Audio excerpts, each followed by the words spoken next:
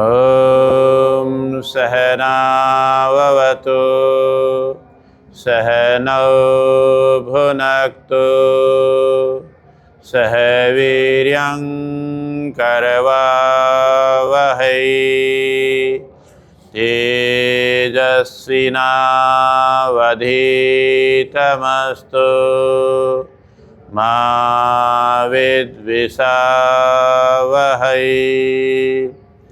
ओम शांति शांति शांति। यज्ञ प्रेमी सज्जनों, आर्ष परंपरा के अनुसार, ऋषि परंपरा के अनुसार सभी गुरुकुलों में और पहले विद्यालयों में भी इस वेद मंत्र का पाठ किया जाता था। इस वेद मंत्र की भावनाएं क्या है, वेद मंत्र क्या कह रहा है, क्या उपदेश दे रहा है, इस पर विचार करते हैं। ओम सहना ववतु सहनौ भुनक्तु। हम गुरु और शिष्य, पिता और पुत्र, भाई बंधु आपस में एक दूसरे की रक्षा करें। अब आप विचार करेंगे भी एक दूसरे की रक्षा कैसे करें। आप देखते हैं इस भारतवर्ष का बहुत बड़ा दुर्भाग्य यह हुआ कि हम अपने अपने में सिकुड़ करके रह गए। हमने दूसरों की ओर कोई ध्यान नहीं दिया। पड़ोसी के साथ क्या घटना घट रही है हमने कोई ध्यान नहीं दिया। कोई आतंकवादी या कोई भी व्यक्ति पड़ोसी को मार रहा है, उसको गाली दे रहा है, उसको डरा धमका रहा है, हमने क्या माना ये इसको धमका रहा है, हमें कोई चिंता करने की जरूरत नहीं। तब कि कल नंबर हमारा आया और आप समाज में, राष्ट्र में ऐसा देख रहे हैं। यहाँ पर गुरु शिष्य क्या करें, हम एक दूसरे की रक्षा करें। गुरु शिष्य की रक्षा करता है और शिष्य गुरु की रक्षा करता है। यदि कोई विरोधी या इस प्रकार का व्यक्ति आता है तो विद्यार्थी का, शिष्य का काम है अपने गुरु की शस्त्र से, अस्त्र से, जिस भी तरीके से उसकी रक्षा करे। गुरु भी अपने शिष्य की रक्षा करता है। ज्ञान के द्वारा जो हमारे अंदर अज्ञान फैला हुआ, कि अज्ञान ही दुख का कारण है। जितना संसार में सुख है वो ज्ञान से प्राप्त होता है और जितना दुख है वो अज्ञान से प्राप्त होता है। ज्ञानान मुक्ति बंधयो विपर्यात। ज्ञान से सुख मिलता है और अज्ञानता से दुख मिलता है, ये शास्त्रकार कह रहे हैं। तो यहाँ पर कह रहे हैं हम गुरु शिष्य की रक्षा करें एक दूसरे की। जैसे आपने देखा होगा महर्षि दयानंद सरस्वती जी ने कितने गुरु बनाए। जहाँ से जो विद्या मिली उसको वहीं से प्राप्त किया, लेकिन उनकी संतुष्टि हुई नहीं। अनेक बार उन्होंने ऐसी घटनाएं आती हैं कि जहर खाने तक की सोची कि जीवन लीला को समाप्त कर देते हैं, लेकिन संयोग ऐसा हुआ गुरु विरजानंद के पास जा कर के उनके अज्ञान का नाश हुआ और ज्ञान की प्राप्ति हुई। और महर्षि दयानंद सरस्वती जी आज संसार में कैसे फल फूल रहे हैं, अर्थात उनका नाम, उनका यश गान फूल रहा है। उन्होंने वेद आदि शास्त्रों का पुनः पठन पाठन की परंपराएं डाली, नहीं तो वेद शास्त्रों सब लोग भूल गए थे, सारे पुराणों में फंसे गए थे लोग। ये अविद्या से ज्ञान का प्रकाश किसने किया? गुरु ने। यदि गुरु विरजानंद नहीं होते तो महर्षि दयानंद सरस्वती जी इस रूप में नहीं होते। व्यक्ति के अंदर न जाने कितने विकार होते हैं, वासनाएं होती हैं। उन वासनाओं को रोकने के तरीके, उपाय गुरु सिखाता है। ये गुरु की रक्षा करने का तरीका है। एक गुरु और शिष्य आपस में दोनों जा रहे थे, सायंकाल का समय हो गया, रास्ते में नदी पड़ती थी। नदी पड़ती थी, रोजाना उपदेश में दिया करते थे, भाई महिलाओं से दूर रहना चाहिए, महिलाओं को छूना नहीं चाहिए, महिलाओं से उपदेश देते थे गुरु शिष्य को। लेकिन उस दिन ऐसी घटना घटी कि एक महिला वहाँ पर नदी पार करना चाहती थी और मल्हा का टाइम समाप्त हो चुका था, दिन छिप रहा था। तो उस महिला ने उन दोनों से, गुरु और शिष्य से निवेदन किया कि जी मुझे भी आप ये नदी पार करवा दो, मैं यहाँ रात को कहाँ कैसे रुकूंगी।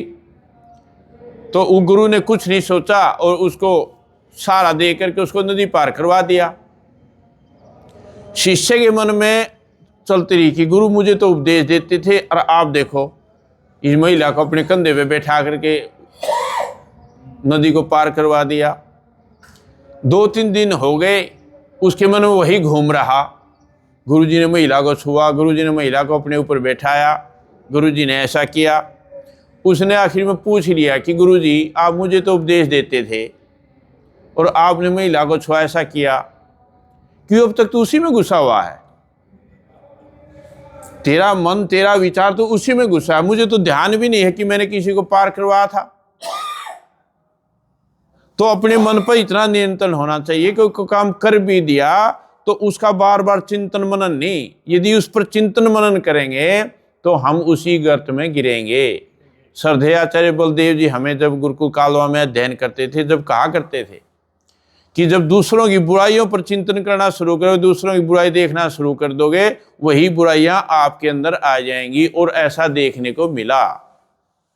हम किसी के दोष ने देखें, अपने दोष निहारे, निंदा करें न कभी किसी के, यही एक गुण धारे, ये उपदेश है। तो ये गुरु इस प्रकार से उपदेश दे करके अपने शिष्य की रक्षा करता है, उसको अनेक बुराइयों से बचाता है, अंधविश्वास से बचाता है, पाखंड से बचाता है, उसकी अविद्या का नाश करता है। और वैसे शास्त्रों में आप देखोगे हो क्या रहा है वर्तमान में आप देखेंगे तो शिष्य और गुरु दोनों, लोभी गुरु लालची चेला, दोनों खेले दांव, भव सागर में डूबेंगे बैठ पत्थर की नाव, ऐसा हो रहा है। ऐसे अनेक विद्यार्थी देखे हैं जो ये ढूंढते फिरते हैं किसी आश्रम में, किसी संस्था में कोई बूढ़ा व्यक्ति हो और संपत्ति अच्छी हो, उसके शिष्य बन जाएं, वो 1-2 साल में चला जाए और फिर तेरा कब्जा हो जाए, वो तेरा भला हो। ये यहाँ रक्षा करने का नहीं, यहाँ तो हड़पने की इच्छाएं हो रही हैं। मैंने पहले भी आप लोगों ने सुना होगा मेरे मुख से, हरिद्वार में, कुरुक्षेत्र में, जहाँ जहाँ भी तीर्थ स्थान बने हुए हैं, वहाँ पर हर वर्ष शिष्य गुरुओं की हत्या कर रहे हैं। सब जो गुरु बने बैठे हैं उनको भय लगता रहता है कि कब मेरी मृत्यु आ जाए, कब कौन सा शिष्य मार देगा। उनको शिष्यों ये रहता है ये इसको दे जाएगा, इसको कर देगा, इसके नाम हो जाएगा, तू लूट जाएगा। वहाँ गुरु शिष्य की रक्षा करने की बात दूर रही, एक दूसरे की मारने की होड़ लगी हुई है। कितने व्यक्ति यूं ही मारे जाते हैं बेचारे। इसके से क्या सिद्ध होता है? ना तो गुरु हैं और ना वो शिष्य हैं। सच्चे गुरु महर्षि दान जैसे शिष्य गुरु अपनी, जब स्वामी जी ने एक बार आपने घटनाएं सुनी होंगी, झाड़ू दे रहे थे तो कूड़ा कहीं इकट्ठा करके रख दिया, उठाने का टाइम नहीं मिला और गुरु जी का पैर लग गया विरजानंद जी का। तो उन्होंने कहा किसकी आज प्रिया बोलते हैं ड्यूटी, आज किसका कर्तव्य था झाड़ू देने का? कि दयानंद जी का था, दयानंद जी को बुलाओ। बस ऐसी पिटाई की थी।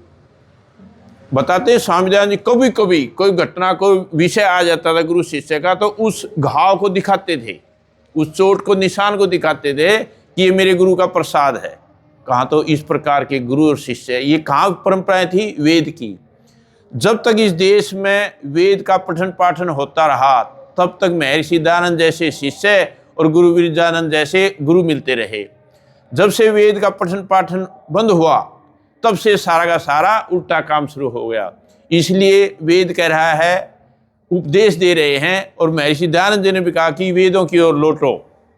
जब तक हम वेदों की ओर नहीं लौटेंगे, वेद का उपदेश जीवन में धारण नहीं करेंगे, वेद के अनुसार अपनी दिनचर्या नहीं करेंगे, जब तक ना तो हम सुखी होंगे, ना हमारा परिवार सुखी होगा, ना हमारा राष्ट्र सुखी होगा। इसलिए हमने इन बातों पर विचार करते रहना चाहिए। ये गुरु शिष्य का जो मंत्र है, इस पर और आगे विचार करेंगे।